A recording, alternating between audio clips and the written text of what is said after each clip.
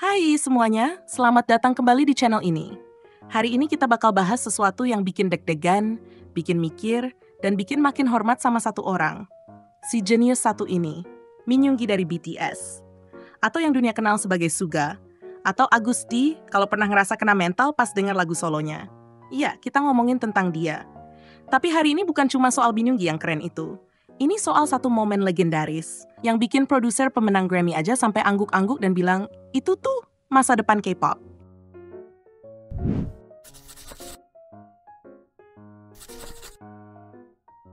Dan yang ngomong gitu adalah Frankie Biggs. Kalau nama itu kedengaran asing, sama aku juga sempat mikir, siapa? Biggs siapa? Tapi ternyata emang dia, The Frankie Biggs. Kredensial musiknya lebih banyak dari sisa memori di HP-ku.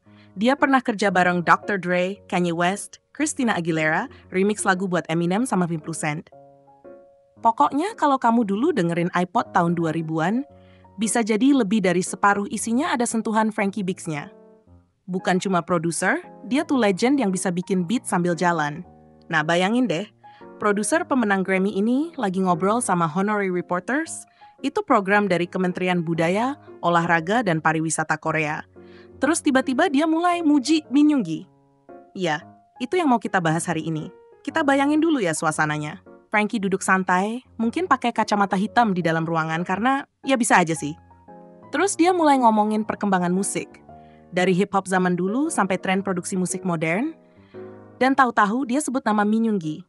Seolah dia lagi ngomongin salah satu maestro dunia. Dan ya, bener juga sih. Frankie cerita kalau Min Yoongi itu nggak tiba-tiba masuk BTS, terus mendadak jago produksi lagu. Enggak. Jauh sebelum BTS, pas masih pakai nama Gloss, Min Yoongi udah banting tulang di studio bawah tanah, ngelawan ngantuk, produksi beat buat orang lain. Bener-bener studio berjalan. Frankie bilang, semua artis legendaris yang pernah dia temui punya satu kesamaan. Mereka nggak main-main. Bukan cuma suka musik, tapi bener-bener hidup sama musik. Yang tidurnya peluk keyboard, bangun langsung colok kabel. Dan Min Yoongi tuh tipikal yang kayak gitu. Katanya, tiap kali kita dengar lagu buatan Min Yoongi, itu bukan cuma beat doang. Tapi ada bertahun-tahun trial error, lembur tengah malam, dan proses ngulik suara sambil mikir, belum pas nih. Frankie sampai bilang, orang-orang tuh nggak ngerti. Dia tuh keras kepala banget, tapi keras kepala yang positif. Dan itu tuh khas Korea banget, ya nggak? Mentalitas, nggak ada kerjaan setengah jadi. Frankie bilang itu juga salah satu alasan kenapa Min Yoongi bisa sampai di titik ini sekarang. Buat dia, lagu yang belum selesai itu bukan buat ditinggal tidur, tapi buat dibenerin sampai subuh biar enak didengar. Terus Frankie dengerin Snooze. Iya, lagu yang ada Kim Woo Sung sama Ryuichi Sakamoto. Lagu yang kayak dongeng pengantar tidur buat orang-orang overthinking. Frankie sampai bengong, mukanya kayak mau nangis, tapi pengen tos juga sama layar laptopnya. Dia bilang, Min Yoongi itu bukan sekadar produser. Dia tuh gabungan antara produser dan seniman dan pesan. Dia bisa bentuk seluruh suasana lagu, dari beat, lirik, mood, sampai hasil akhirnya. Bukan cuma nyusun suara, dia tuh bikin semesta sendiri. Dan ngomong-ngomong soal semesta, musiknya Min Yoongi tuh beda banget. Mau itu Agus D yang meledak-ledak di Daechwita atau yang jujur banget di Amigdala, semuanya kerasa tulus. Frankie Biggs juga ngerasa itu. Dia bilang, Min Yoongi tuh kayak pioneer, yang ngebuka jalan baru dan orang-orang lain jadi ikut lewat situ. Frankie bahkan sempat bandingin dia sama Eminem. Dan itu gede banget, gengs. Soalnya Eminem itu terkenal karena lirik yang blak-blak dan tajam. Dan menurut Frankie, Min Yoongi punya vibe yang mirip. Kayak tenang, tapi dalam. Yang bikin orang mikir, orang ini pasti udah banyak ngalamin hidup. Dia bilang, aku nggak tahu kehidupan dia kayak gimana, tapi aku rasa sakitnya dari lagu-lagunya. Dan jujur, sama. Kalau soal skill produksi, Frankie bilang, Min Yoongi tuh serba bisa. Kayak Banglon. Mau bikin lagu mellow sama IU, lagu jazzy sama Haese, anthem pop bareng Jungkook, atau lagu gila bareng Psy, Min Yoongi tuh bisa. Dan nggak cuma bisa, dia malah ningkatin kualitas lagu itu. Dan ini yang paling keren. Frankie percaya kalau Min Yoongi bisa jadi jalan pembuka buat produser-produser barat biar bisa beneran masuk dunia K-pop. Bukan yang cuma numpang satu lagu terus ngilang, tapi yang ikut belajar prosesnya, cara kerjanya, ketelitiannya.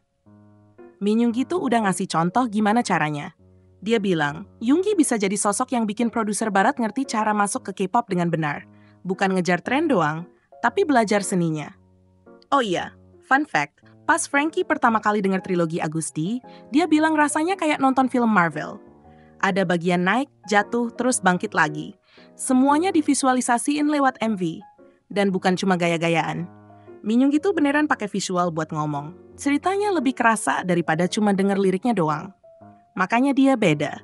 Dia nggak asal lempar beat terus cabut. Dia bikin pengalaman. Dan ayo jujur ya, Mingi tuh kadang masih kurang dihargai sebagai produser di luar dunia K-pop.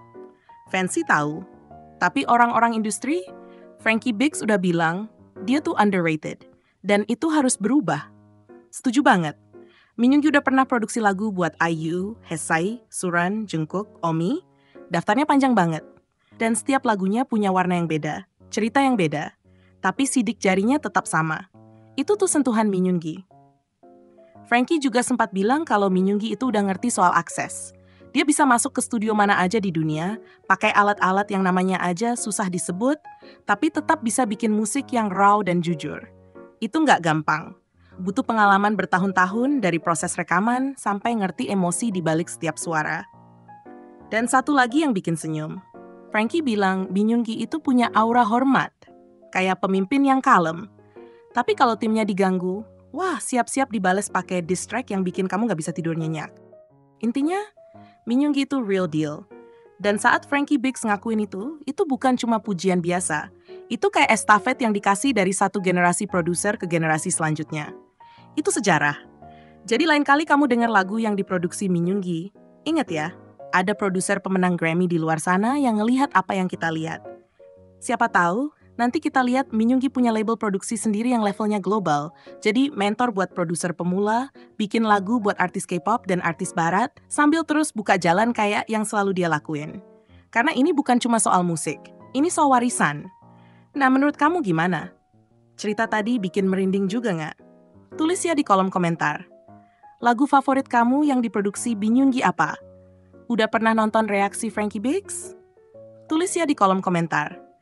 Tolong ya, beneran tolong, jangan lupa subscribe, like, dan share video ini kalau kamu suka. Biar makin banyak orang tahu seberapa hebat Minyoung dan seberapa besar dia dihargai di seluruh dunia. Makasih udah nonton, sampai ketemu di video berikutnya.